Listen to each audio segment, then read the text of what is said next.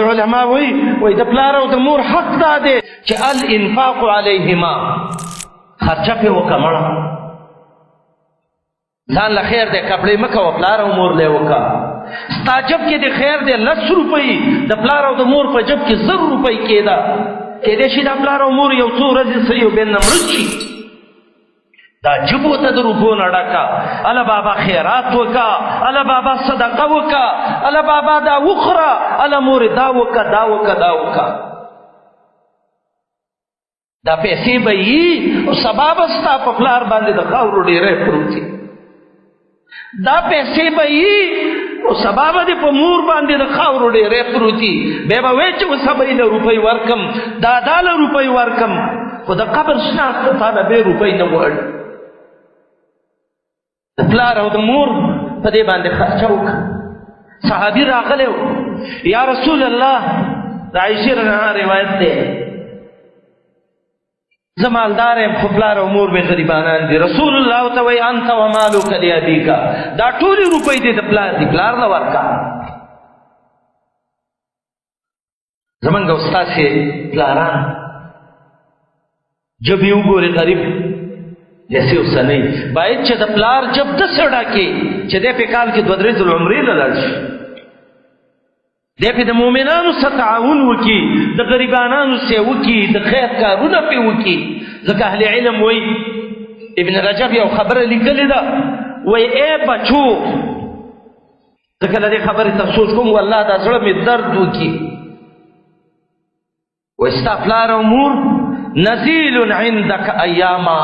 دا یو څو ورځې تاسو میلمانه دي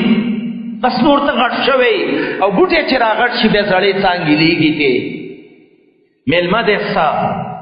او دا داسې یو ناشنا میلمه دی وګرځه ښځه هم اخیستل کېږي پیدا به یې کې ګاډی هم پیدا کېږي ځمکه او کور هم پیدا کېږي خو زما د سوچ مناسب دی داسې دوکان به نه وي چې ته ورشئ ووایې چې یو پلار اخلم ځان له زما پلار به نه وي مور مې مړه شوې ده یو مور ځان له ګورم چې ته مور مې خرڅېږي نه دا دوکانونه لا موږ نه دي لیدلي فإنهما نزیل عندک دا دې یو څو ورځې مېلمانه دي پر علما وایي د پلار او د مور حق دا دی چې الاستئذان منهما سفر باندې ځي څه کار کې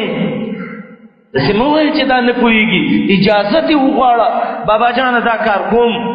مورې ابۍ دا کار کوم او بل علما وایي خبص الجناح لهما پلار او مور ته وزرې کته کول داسې خبره نه کول چې په هغې پلار او مور خفه شي تر دې علما وایي چې بوډا پلار او مور دي د کلي د غمونو نه بیا نه خبرې پلانې یې مړ شو پرېږده چې دی یو 2 ورځې ژوند خو وکړي اهل علم وایي د پلار او د مور مخکې څادر کپړه به هم داسې نه څانډي اهل علم وایي د پلار او د مور نام حق دی چې الدعاء لهما پلار او مور ته به دعا کې رب ارحمهما کما ربیاني صغیرا الله څه وړوکی هم الله زما دې پلار زما ډېر خدمت کړی دې مور مې ډېر خدمت کړی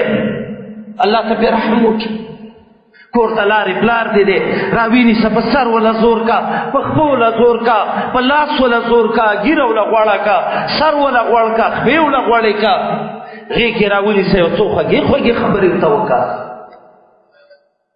چې د هغې زړه په دې تسل شي پلار مه زوروه مور مه زوروه